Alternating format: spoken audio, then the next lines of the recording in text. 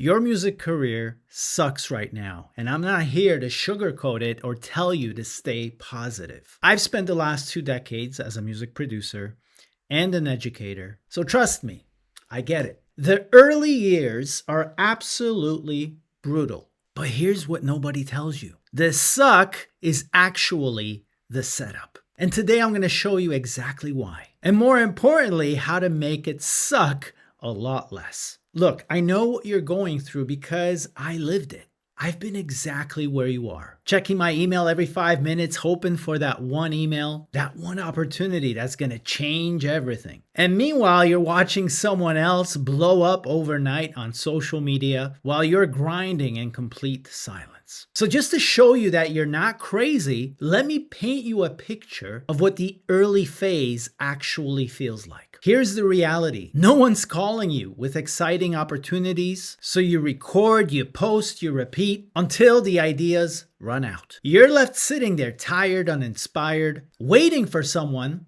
anyone, to give a damn about what you're creating. Meanwhile, you're watching someone else succeed who seems to have half of your talent. And you're exhausted. You're working another job just to survive. By the time you sit down to make music, you're running on fumes. But you know you can't take a day off because this feels like your only shot. This is the suck. And most musicians will quit right here. But brothers and sisters, the suck is where it actually starts. This is where you get your engine revving. Every unanswered DM, every project that flops, every late night session, it's all building something. You may not realize it now, but as long as you don't quit, you will see your actions bear fruit. I remember when I first got into this industry. I was working at a real studio in Toronto, a studio which still exists today, so I had real credibility behind me. And even then, I would email industry people and nothing. Crickets, radio silence. But I would not let up. I kept following up, politely but persistently, just like we teach our students. Some people actually wrote me back saying, "Dude, stop emailing me." And I gotta tell you, that really hurt. I was so eager, and yet I felt like I was jeopardizing my chances by pissing people off with my persistence. But here's the crazy thing. That persistence in the first year, it meant that I knew almost every creative in our industry in Toronto by the third year. And guess what happened? The same people who ignored me or asked me not to email them in year one started asking me to go for coffee with them in year 3. Why? Because they realized that I am connected. I knew everyone. All I focused on in the first year was getting to know everyone. And now they were the ones who were looking for opportunities, for gossip in the marketplace. Do you know this creative director?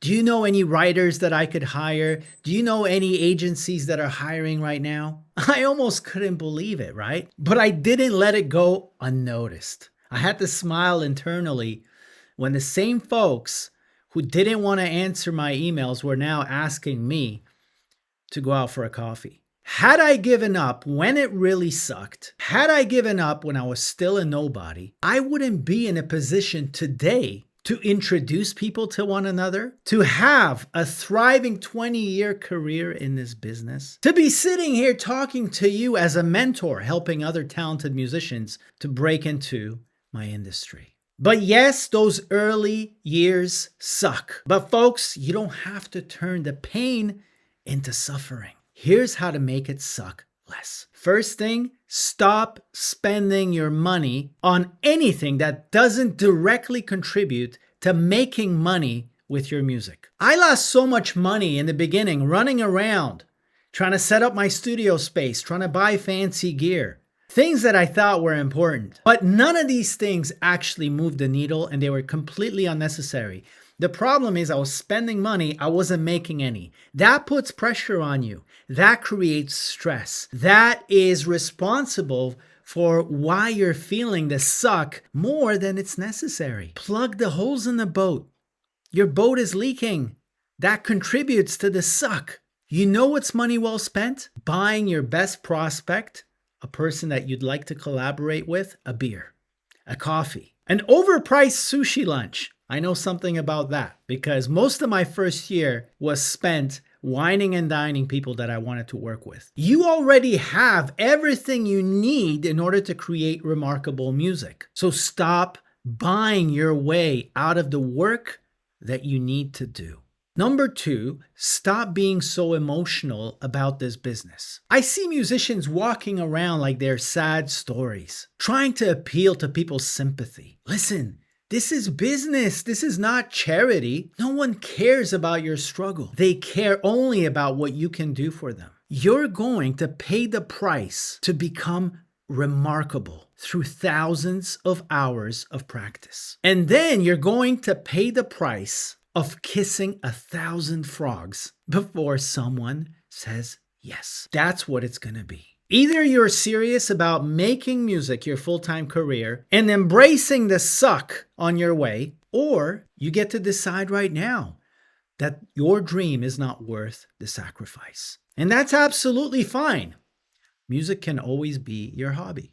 But for those who are serious, embrace the suck. Don't become a walking sob story. The third piece of advice I have for you to make it suck a little less is compose a sustainable rhythm. If you're still building confidence in your production, set up a daily system of practicing, scoring, writing songs to moving media every single day. If your portfolio is already giving people goosebumps, it's time to start building the relationships. If you have no idea whether you should feel confident in your music production, or you have no way of telling whether your portfolio is giving goosebumps because you're too close to it, this is why our academy exists. So you can get the guidance and the opinion of someone who's actually in the business, who's going to tell you right away, listen, your portfolio hits, you're ready, go out there and start contacting people. Here is how to contact these folks.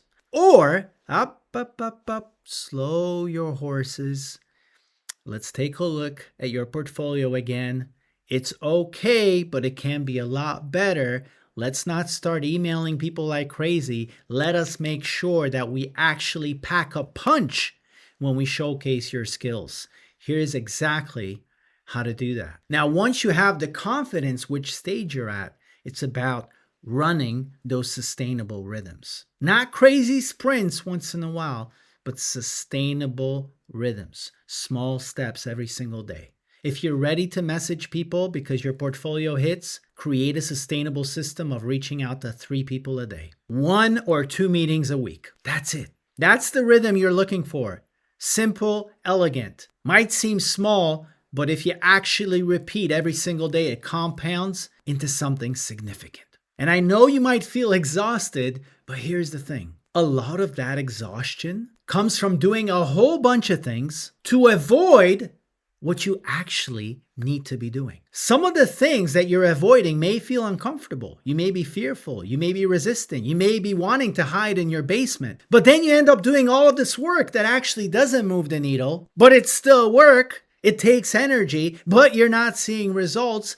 Are you surprised that you're feeling more exhausted? Folks, the reality is this. The moment you connect with someone in the industry who resonates with who you are and how you do things, they could be a potential client or even a collaborator or maybe even a friend. But the moment you make that connection, you get rewarded with a shot of energy, with a shot of enthusiasm. Yes, things may suck for a while, but then you run into a person who resonates with your real, who resonates with who you are, and you have a great conversation and you're like, oh my goodness, I feel so energized. I feel the momentum building. I want to reach out to more people and share my work with them. That's what it's supposed to feel like, because that's when you stop creating in isolation. You stop hiding in your basement and you start dancing with the marketplace. So if you're in the suck right now, I want you to just keep going. It's not going to suck forever, I promise you. The day will come when somebody finally says yes. One opportunity will lead to another opportunity. You're going to go from ignored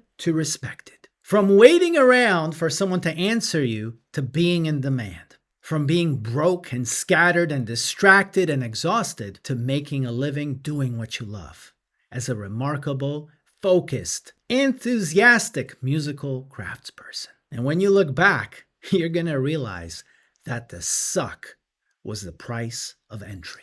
If this hit home and you want to learn more about becoming a full-time musician in the world of music and brands, then we have a free 1-hour training, a proper introduction to our business. Just by watching that training, you'll be ahead of 99% of the musicians. And if you're interested in having professional mentorship along the way, when you watch the training, you'll have the ability to book a call with one of us so we can see if our academy might be a good fit for us both. In the meantime, I want you to go into the comments and tell me which part of the suck are you dealing with right now.